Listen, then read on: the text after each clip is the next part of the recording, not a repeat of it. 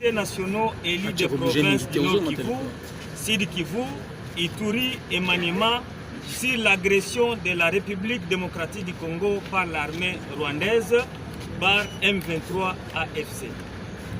Nous, députés nationaux élus des provinces du Nord Kivu, Sud Kivu, Ituri et Maniema, réunis ce mercredi 26 février 2025 au Palais du Peuple pour évaluer la situation sécuritaire actuelle liée à l'agression de notre pays, la République démocratique du Congo, par le Rwanda et ses supplétifs terroristes du M23 AFC, considérant la dégradation de la situation sécuritaire et humanitaire dans les provinces mentionnées, caractérisées notamment par la violation massive des droits humains, les assassinats ciblés, les recrutements forcés, incluant celui des élèves, le pillage systématique des biens privés et publics, l'installation des administrations parallèles dans les provinces du Nord Kivu et du Sud Kivu, l'exploitation illicite et systématique des ressources naturelles,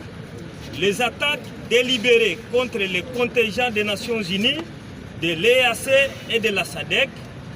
Après échange d'informations et débat sur cette situation, déclarons à l'opinion tant nationale qu'internationale ce qui suit. 1.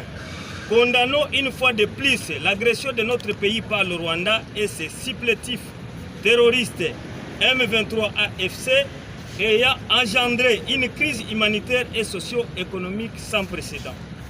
2.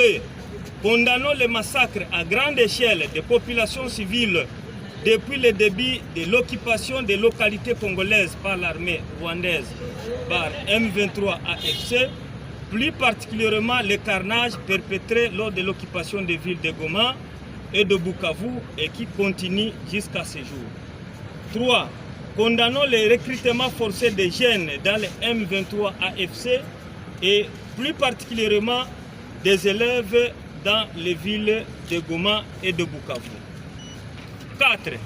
Exhortons le gouvernement de la République à clarifier la mutualisation des forces UPDF et FARDC. 5. Déplorons et condamnons le pillage systématique des biens des populations civiles et de l'État congolais prenant la destination du Rwanda ainsi que la destruction de plusieurs infrastructures sociales dans les zones occupées. 6. Dénonçons l'occupation des maisons des populations civiles et l'incendie de plusieurs édifices et des habitations privées ainsi que la destruction des récoltes par les agresseurs. 7.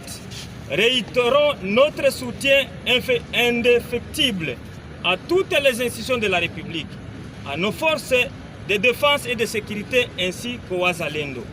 8.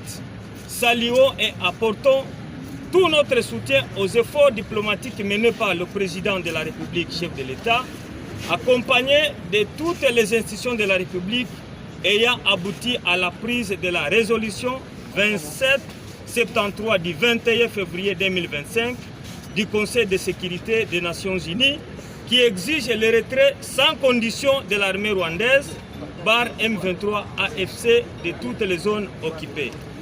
9. Encourageons nos compatriotes à poursuivre la résistance contre les agresseurs qui veulent s'approprier les terres congolaises et soumettre la population à l'asservissement. 10. Invitons le gouvernement de la République à rendre plus performantes nos forces de défense et de sécurité, à user de tout son pouvoir et à renforcer l'unité et la cohésion nationale en vue de décourager toute personne ou toute organisation qui jouerait le jeu de l'ennemi en faisant sa propagande ou en stigmatisant certains compatriotes sur base de leur appartenance linguistique, comme c'est le cas de quelques messages et vidéos véhiculés dans les réseaux sociaux contre les Swahiliphones. 10. 11. Invitons le gouvernement de la République à apporter une assistance substantielle aux déplacés internes. 12.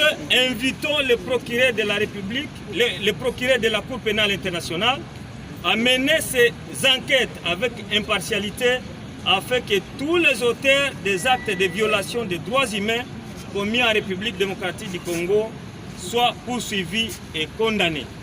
Fait à Kinshasa le 26 février 2025.